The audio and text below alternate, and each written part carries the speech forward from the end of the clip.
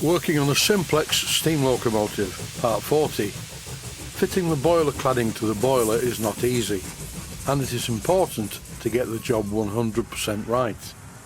The brass sheet is thin and it is vital not to crease it during the fitting. Once again, some masking tape comes to the rescue. The job would be a lot easier if I had some bending rollers that would accommodate something this size, but unfortunately my bending rollers are far too small. And as you're watching me do this job, you will see now how important it was to remove the sharp edges from the piece of brass sheet. The first stage is to make the cladding wrap around the boiler, then find some method of temporarily holding it in place while you make the boiler bands that will permanently hold it in place. Initially, I find it easy to use masking tape like this, just wound round several times. And each time you wind the masking tape around the boiler, you press the cladding more tightly to the barrel. Eventually I will use a secondary method which is much better, but it's quite difficult to implement if you don't do this first. At this early stage I feel that I have to mention the problems that can occur when doing this job. Make sure that the workbench is totally clear. If you accidentally place the boiler on the bench on top of something like a screwdriver, a pair of pliers, or even a small nut or bolt, you will damage the cladding and then you have a problem. So before starting, make certain that the bench is completely clear. This bottom part of the cladding overlaps slightly, and as you can see I cannot put enough pressure on using masking tape. Now I need to make the first boiler band, and I do this by wrapping a piece of 5/16 of an inch wide boiler banding around the barrel. And then I drill 2 holes, one at each end of the banding, and bend the end at right angles, until the band looks like this. The size of bolt that I'm using is 6BA. And here you see the principle. I wrap the boiler band around the cladding, and using a screwdriver and a spanner, I tighten the nut and bolt. As you can clearly see, this first boiler band is far too big. And even when the ends of it are held very close together with the nut and bolt, it's still a rattle fit. The problem is that the end of the cladding sheet is very springy and sticks out too far, and that's why I managed to get the wrong measurement for the length of the boiler band. It was not a big problem. I chopped off one end of the boiler band, re-drilled it and bent it over, and now it's a good fit. It's time to make boiler band number 2. For the rest of the bands I think I'll use my ruler and cut them to 16 and 1/16 of an inch. Once I made the first boiler band that fitted perfectly, I thought it would be a good idea to use these. They are nylon cable ties. One was insufficient, but when I put 2 together, there was sufficient length to allow me to wrap it round the cladding and still have enough to get hold of to pull it tight. I ended up fitting quite a few of these tie wraps. It will make fitting the boiler bands a whole lot easier.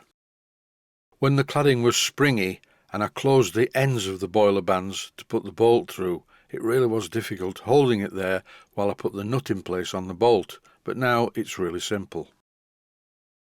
Yet another health and safety warning: if you're using these cable tie things, chop the ends off, but always use one of these side cutters which has a flat surface so the ends aren't sharp. This one's seen better days and I've sharpened it a few times, but it cuts okay. A quick word about making these boiler bands. Try and think it through.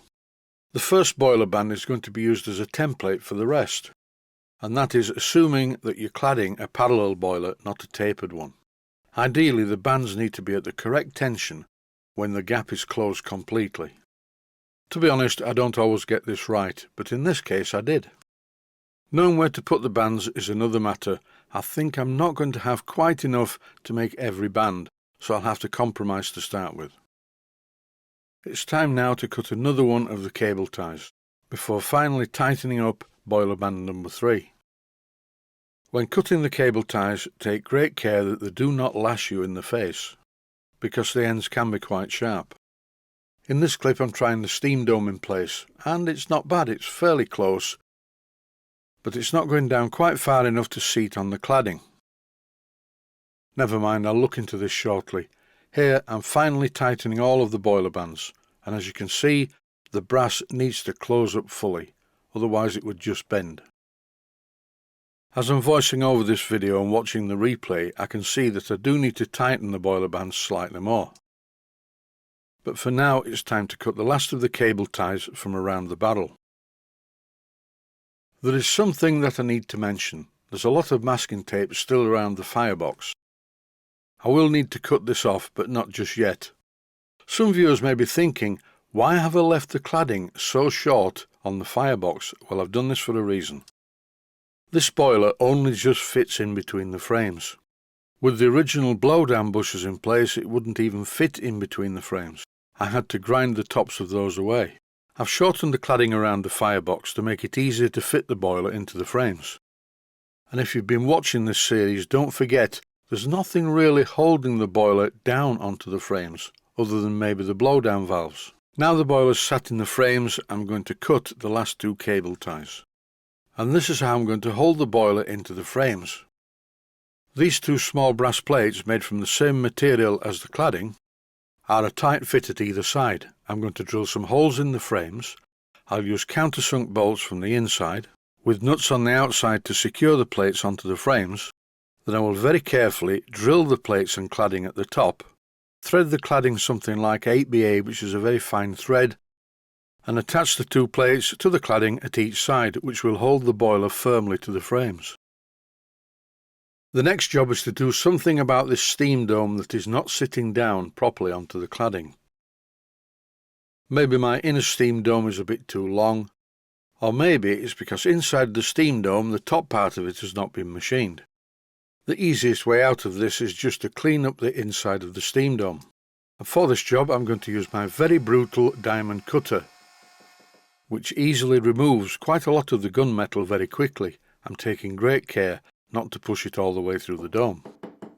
Once I'd removed sufficient material, which is now on the bench, the steam dome was a good fit onto the cladding. And once again I used my very useful deep hole marker pen to make a mark on top of the inner steam dome. The hole doesn't look like it's in the middle, but it's near enough for rock and roll. The main thing is it matches the position of the hole in the steam dome. The next part of the job involves drilling a hole in the top of the steam dome. It's quite a shallow hole, I don't want to go all the way through. And the hole was tapping size for 6BA, and here I'm tapping the hole. For this job I'm using a special tap that I shortened a long while ago. It's less likely to snap off because it's shorter, and it's also very useful when I'm tapping holes for studs because it can only go so far in. All I need now to fit the outer dome cover onto the inner steam dome is a small bolt. The steam dome cover was secured to the original old boiler using a small countersunk screw. I thought that a dome head screw would look a bit better, but that's just my personal preference. Whichever type of fixing you use, the thing that matters is that the outer steam dome is pushed down onto the cladding. I think in this clip I've got the dome the wrong way round. It's a better fit in one direction than the other.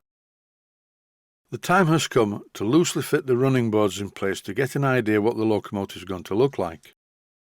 There is, however, a bit of a problem. The snifting valve fouls the dummy steam pipe cover. I will need to rectify this, and besides, when I steamed the engine, the snifting valve dribbled.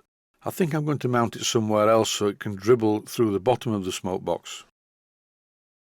And another bonus is I will be able to show you how I permanently plug the unwanted 3/8 of an inch diameter hole in the side of the smoke box.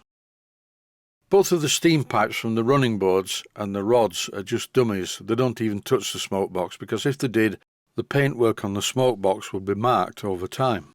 There's still a bit of a way to go yet, and it's all fiddly stuff. Stay healthy, thanks for watching, and I hope you found it useful. Please take the time to visit my main Steam Models website and click on the section of the website that says Video Playlists. And by doing that, you can find other videos that you may like to watch. And by using the playlists, you can actually watch the videos back to back.